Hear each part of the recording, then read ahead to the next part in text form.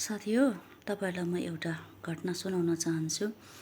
इमान्दारिताले चाहिँ नि हाम्रो जीवनमा चाहिँ खुसियाली बोकेर ल्याउँछ भन्ने चाहिँ मैले विगत दिनमा मैले अनुभव गर्न सकेँ।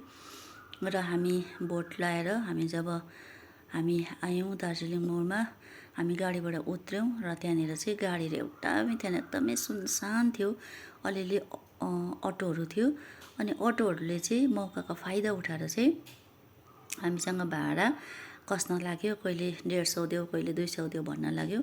अनि हामी शिव मन्दिरसम्म आउनु पर्ने, अनि त्यहाँको भाडा त त्यति त होइन। अनि हामी चाहिँ त्यहाँदेखि एउटा टोटोमा हामी आयौँ। अनि टोटोवालालाई हामीले सोध्यौँ हामी शिव मन्दिर जाने कति भाडा लिने भने।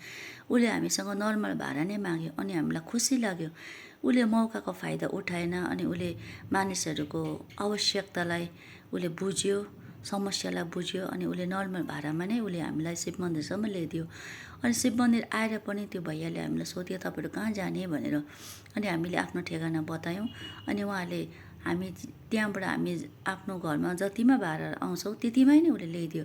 अनि मलाई पनि एकदमै खुसी लाग्यो त्यो उसको इमान्दारिता देखेर। अनि उसले मौकाको फाइदा नउठाएको देखेर खुसी लाग्यो।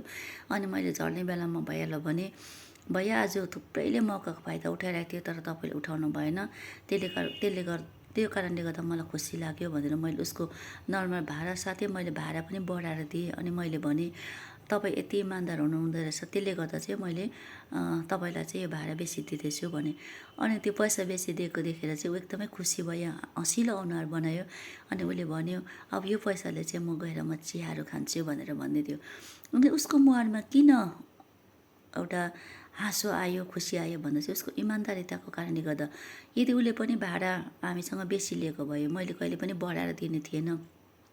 अनि उसको त्यो इमान्दारिताले मलाई पनि खुसी लाग्यो। अनि त्यसले गर्दा मलाई पनि भाडा बढाएर दिनु मन लाग्यो। साँच्चै साथी हो, जब हामी हरेक कुरोमा इमान्दार बन्छौँ भने हाम्रो जीवनमा खुसियाली यसरी आउँदछ।